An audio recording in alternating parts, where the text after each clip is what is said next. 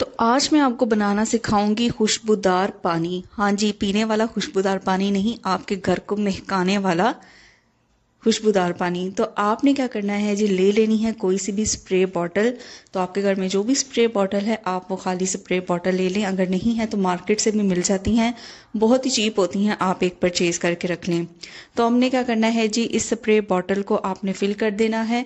तकरीबन जितना भी आपको ये पानी रिक्वायर है, हाफ रिक्वायर है या ज़्यादा रिक्वायर है, उतना आप एस्टिमेटेड पानी इस जो स्प्रे बॉटल है उसके अंदर आपने इसको फिल कर लेना है। तो अब मैं इसके अंदर ऐड करने वाली हूँ वो चमत्कारी चीज़ जो आपके पूरे घर को महका देगी। तो यहाँ पे मैं यूज़ करने लगी हूँ डीओडराइज़र। ये डीओडराइज़र कौन सा है, जो आपके घर में जो फर्श वगैरह हैं जब आप उनको क्लीन करते हैं तो पानी के अंदर आप चंद कैप्स इसके अगर ऐड करें तो पूरे घर से आपकी इतनी ज़बरदस्त खुशबू आएगी।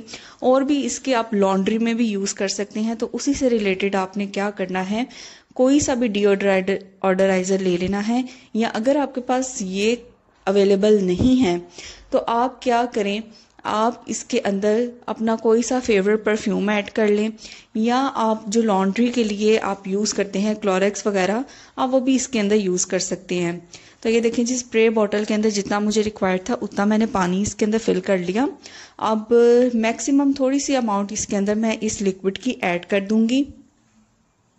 और ऐड करने के बाद अच्छी तरह से ना इसको मैं जो स्प्रे है बॉटल को वो लगा दूंगी, इसका जो पंप है, और अच्छी तरह से ना इसको कर लेना है शेक। अच्छा जी, जो सबसे पहला यूज़ है ना वो इस वाटर का वो ये है कि आपके किचन की जितनी भी शेल्फ्स है ना, आप अच्छी तरह उनके ऊपर स्प्रे करें। और फिर कोई सा भी किचन टॉवल लेके जो आप शेल्फ्स की क्लीनिंग के लिए यूज़ करते हैं उससे अच्छी तरह से आपने शेल्फ्स को क्लीन कर देना है। एक तो ये बहुत अच्छी तरह से क्लीन हो जाएंगी, दूसरा आपके किचन में से बहुत ही ज़बरदस्त सी महक आती रहेगी। तो आपने इसको ज़रूर ट्राई करना है किचन के अंदर। सेकंड यूज़ इसका देख लेते हैं जी। सेकंड यूज़ ये है कि आपके घर में जितने भी कर्टन्स हैं उनको इस तरह से खोल के अच्छी तरह से उनके ऊपर ये स्प्रे करें।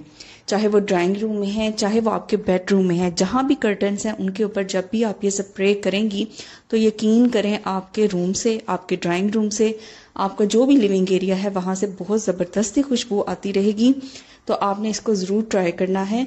और ये सिलेक्शन आपने जो देख के करनी है कि जो भी आप यूज़ करें डिओडराइज़र उसकी खुशबू भी अच्छी हो, ज़्यादातर अच्छी होती है, तो जो आपको पसंद हो आप वो यूज़ करें। अच्छा जी, थर्ड इसका बहुत ही ज़बरदस्त यूज़ है जो आपने सोचा भी नहीं होगा। तो जब भी हम कपड़ों को प्रेस करते हैं तो हम शॉवर बॉटल से उसके ऊपर वाटर स्प्रिंकल करते हैं कपड़ों को प्रेस करने के लिए। अगर आप ये वाला वाटर यूज़ करेंगे और उसके बाद आप कपड़ों को प्रेस करेंगे तो कपड़ों में से इतनी प्यारी खुशबू आती रहेगी और बहुत देर तक ये लॉन्ग लास्टिंग खुशबू रहेगी। आपने जिस कपबोर्ड में भी ये कपड़े प्रेस करके हैंग किए होंगे ना, वहाँ से भी बहुत ज़बरदस्ती खुशबू आएगी। तो मैं उम्मीद करती हूँ कि ये टिप आपके बहुत ज़्यादा काम आने वाला है, आपके किचन को, आपके घर को, आपके कपबोर्ड को, आपके कपड़ों को, आपके पर्दों को बहुत ही महकाने वाला है। तो नेक्स्ट टिप हम देख लेते हैं बिस्किट्स को लेके। ज़्यादातर वीकली या मंथली ग्रॉसरी में हम लोग बिस्किट्स इकट्ठे ले आते हैं। तो क्या होता है कि हम उनको पैकेट्स के निकाल के किसी न किसी कंटेनर में रख देते हैं, चाहे वो प्लास्टिक कंटेनर हो या शीशे का कोई भी एयर टाइट कंटेनर हो। लेकिन उसके बावजूद कुछ दिनों बाद ही हमारे जो बिस्किट्स हैं वो बहुत ज़्यादा नमी पकड़ लेते हैं और ये बहुत ज़्यादा सौगी हो जाते हैं। तो इस मसले को हल करने के लिए देख लेते हैं जी वो क्या चीज़ है जो हमारा इस मसले का सलूशन है। तो हमारे घर में ही मौजूद हैं जी राइस। तो थोड़े से कच्चे राइस लेके ना इस तरह से आपने वो उस कंटेनर में जिसमें आपने बिस्किट्स रखे हैं, चाहे वो प्लास्टिक कंटेनर है या शीशे का कंटेनर है या जार है, बेशक वो एयर टाइट है, आपने थोड़े से चावल कच्चे लेके इस तरह से फैला देने हैं। तो कोशिश करें इसकी पोटली ना बनाएं, बल्कि खुले चावल लेके इस तरह से उनको बिखेर दें और एक ही जगह पे इकट्ठे ना करें। तो पूरे बिस्किट्स के ऊपर ना इस तरह से आपने बिखेर देना है। उसके बाद चाहे आप इन्हें प्लास्टिक कंटेनर में रखें या किसी भी एयर टाइट कंटेनर में रखें, आपके बिस्किट्स बहुत लंबे अरसे तक इसी तरह क्रिस्पी रहेंगे और बिल्कुल भी सौगी नहीं होंगे। तो मैं उम्मीद करती हूँ कि ये टिप आपके बहुत ही काम आने वाला है। घरों में ऐसा रैक तो ज़रूर मौजूद होता है जिसके अंदर हम प्याज, लहसुन, आलू या कोई भी फ्रूट्स को रखते हैं।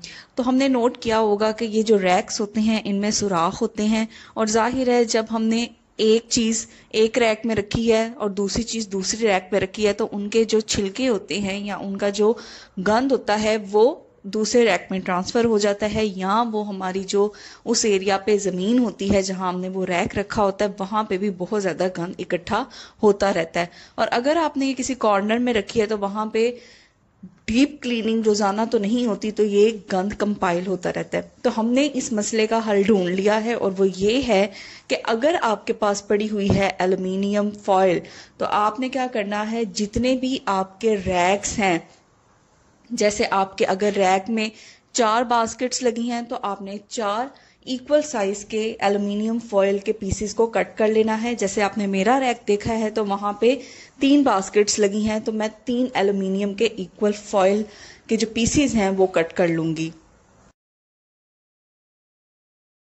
अच्छा जी, यहाँ पे एक क्वेश्चन ये राइज होता है कि एल्युमिनियम फॉयल एक्सपेंसिव होती है और ज़्यादातर हमारे घरों में ऑन द स्पॉट अवेलेबल नहीं होती। तो इसके लिए या इसका अल्टरनेटिव आप क्या तलाश कर सकते हैं, वो ये है कि अगर आपके पास पुराने न्यूज़पेपर पड़े हैं तो आप उनका भी यूज़ कर सकते हैं, या अगर कोई पुराने रजिस्टर पड़े हुए हैं तो उनके भी पेजेस लेके आप एल्युमिनियम फॉयल की रिप्लेसमेंट कर सकते हैं जो चीप भी है। अच्छा जी, मैंने क्या किया है कि एल्युमिनियम फॉयल के 3 पीसेस मैंने कट करके रख लिए हैं।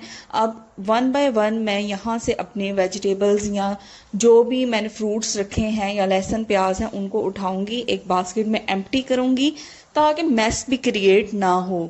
तो सारे मैं यहाँ पे जब ट्रांसफ़र कर लूंगी तो ये देखें मैंने फ्री करके आपको दिखाया है कि कितने छिलके जो हैं प्याज के वो रैक के अंदर ही मौजूद हैं, और with the passage of time ये सुराख में से निकल के नीचे वाले पोर्शन में चले जाएंगे, नीचे वाले रैक में चले जाएंगे, और वहाँ जाहिर है हमने कोई और चीज़ स्टोर की हुई है। तो जस्ट बस मैंने क्या किया है, इसको रैक के अंदर रखा है और हल्के हाथों से इसे प्रेस कर लेना है ताकि ये जो रैक की बाउंड्री है या जिस शेप का भी आपका रैक है वहां पे जाके ये स्टिक कर जाए एल्युमिनियम फॉयल। तो बस एल्युमिनियम फॉयल फिक्स करने के बाद मैंने दोबारा से जो प्याज हैं वो इसके अंदर ट्रांसफ़र कर दिए हैं। एक तो इसकी लुक बहुत अच्छी आ जाएगी और दूसरा रिजल्ट आप खुद देखेंगे कि जो मैस पहले क्रिएट हो रहा था वो बहुत हद तक इससे रिड्यूस हो जाएगा। तो इसी तरीके से जैसे नीचे वाले रैक में आप देख रहे हैं यहाँ पे बनानास और पोटैटोज इकट्ठे पड़े हुए हैं, तो मैं इनको सेपरेट सेपरेट प्लेस कर दूंगी एल्युमिनियम फॉयल लगा के। तो अब आपने देखा एक तो इनकी लुक कितनी अच्छी हो गई है, और एल्युमिनियम फॉयल लगने से एक रैक का गंद दूसरे रैक के अंदर ट्रांसफर नहीं होगा, और जो उस एरिया की जमीन है वहां पे भी मैस क्रिएट नहीं होगा। तो चलते हैं नेक्स्ट टिप की तरफ। ये टिप भी एल्युमिनियम फॉयल से रिलेटेड है, लेकिन यहाँ पे आपको बहुत ज़्यादा एल्युमिनियम फॉयल रिक्वायर नहीं है। अगर आपके पास थोड़ा सा भी पीस एल्युमिनियम फॉयल का पड़ा हुआ है तो आप ये ट्रिक अपना सकते हैं। हमारे घर में ऐसी बहुत सी सीजर्स होती हैं जिनकी शार्पनेस यूज़ करने के साथ साथ एक अरसे बाद डल हो जाती है और वो बहुत ईजिली कपड़ा या कोई भी चीज़ को कट नहीं कर पाती।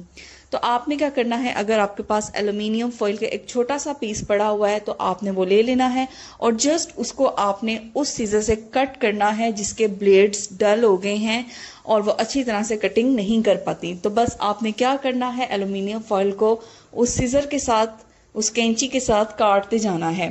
तो आप देखेंगे कि इसकी जो डलनेस है वो खत्म हो जाएगी और ये बहुत अच्छी तरह से कोई भी कागज, कोई भी कपड़ा बहुत अच्छे तरीके से ये कट कर लेगी। तो ये देख लें, मेरे पास 2 सीजर्स थी और दोनों की जो ब्लेड्स हैं वो बहुत डल हो चुके थे और अच्छी तरह से कट नहीं कर पा रहे थे। तो मैंने दोनों को एल्युमिनियम फॉयल यूज करके इनके ब्लेड्स को शार्प किया है। ये बहुत ही काम का टिप है और आप खुद ये आजमाएंगे और खुद ये नोट करेंगे कितने अच्छे तरीके से आपकी जो सीजर्स के ब्लेड्स हैं वो एल्युमिनियम फॉयल की वजह से शार्प हो जाएंगे। तो ज़रूर इस ट्रिक को फॉलो कीजिएगा। हर जगह टैप्स मौजूद हैं और हमने ये चीज़ नोट की होगी कि जब हम टैप्स वगैरह को यूज़ करते हैं तो पानी के भी स्टेन्स होते हैं जो इन टैप्स के ऊपर लग जाते हैं और वो बहुत ही बुरे लगते हैं। तो इनको रिमूव करने के लिए मैं आपको बहुत ही आसान से टिप बता रही हूँ और वो चीज़ हमारे घर में ही अवेलेबल होती है जिससे हम इसे अच्छी तरह से क्लीन कर सकते हैं। जी हाँ, टूथपेस्ट। तो टूथपेस्ट आपने ले लेनी है और आपके किचन की या वॉशरूम की जो भी टैप्स गंदी हैं जिनके ऊपर पानी के स्टेन्स लग चुके हैं, आपने टूथपेस्ट लगा के अच्छी तरह से उसको कर लेना है रब। और आप अगर हाथ से इसे करेंगे, टूथपेस्ट को लगाएंगे, तो वो अच्छी तरह से टैप्स के जो कॉर्नर्स होते हैं उन तक भी लग जाएगी इजीली। तो तकरीबन आपने 10 से 15 मिनट के लिए टूथपेस्ट को लगा के जो भी आपने टैप क्लीन करनी है उसको 10 से 15 मिनट के लिए आपने पेस्ट लगा के छोड़ देना है ताकि वो अपना रिएक्शन कर सके और जिद्दी से जिद्दी पानी के जो स्टेन्स हैं उनको भी इजीली रिमूव कर सके। तो 10 से 15 मिनट के बाद आपने क्या करना है, कोई सा भी आपने किचन टॉवल ले लेना है जो आप शेल्फ्स को रिमूव करने के लिए लेते हैं। शेल्फ्स के ऊपर से गंद रिमूव करने के लिए जो आप किचन टॉवल यूज करते हैं उसको आपने अच्छी तरह से वेट कर लेना है और निचोड़ लेना है। यहाँ पे हम डैम्प किचन टॉवल का यूज करेंगे और उससे आप स्टेन्स को रिमूव करेंगे। ये देखें, अगर आपने नोट किया हो तो किचन टॉवल के ऊपर जो दाग हमें टैप के ऊपर नजर नहीं थे आ रहे, वो जैसे ही हमने पेस्ट लगाने के बाद क्लीन किए हैं तो वो अच्छी तरह से रिमूव हो गए हैं और किचन टॉवल पे भी आपने वाजिया वो नोट किए हैं। तो चमक भी आप देख रहे होंगे कि टैप की जो चमक है वो कितनी ज्यादा इंक्रीज हो गई है इस फॉर्मूला को अपना के। तो देखें, आपने घर में ही मौजूद एक चीज से कैसे अपनी जो टैप्स हैं उनको क्लीन कर लिया। मार्केट से आपको कुछ स्पेशल परचेज करने की जरूरत नहीं पड़ी। तो बिफोर एंड आफ्टर का फर्क आप देखें, वाज़ा तौर पे देख सकते हैं। इसकी जो शाइन है वो भी कितनी बढ़ गई है और क्लीन तो ये हो ही गया है। तो इस टिप को आपने जरूर फॉलो करना है। आपके सामने ये रिजल्ट है, बहुत ही चमकदार किस्म की हमारी जो टैप है वो रेडी हो गई है। तो चलते हैं नेक्स्ट टिप की तरफ।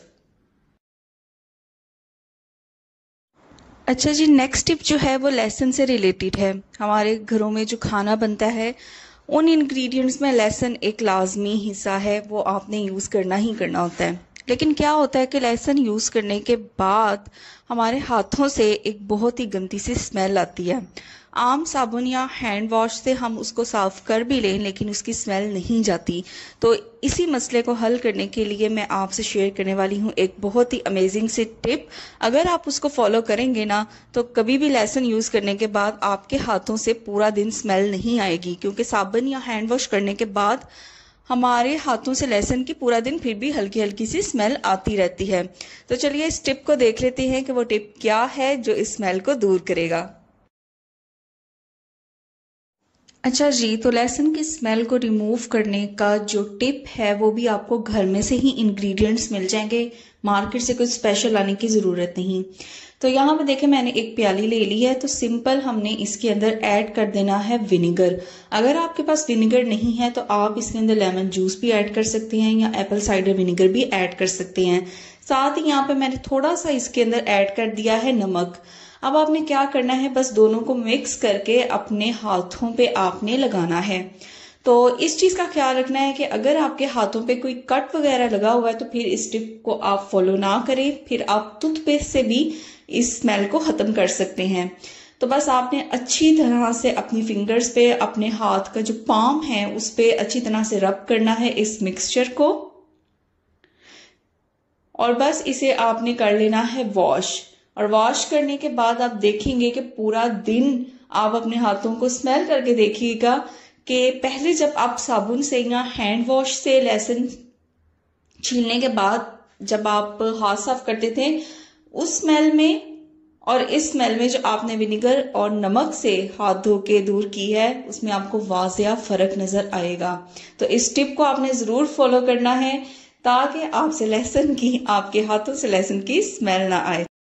तो मैं उम्मीद करती हूँ कि आज के ये टिप्स एंड ट्रिक्स आपको बहुत ज़्यादा पसंद आए होंगे।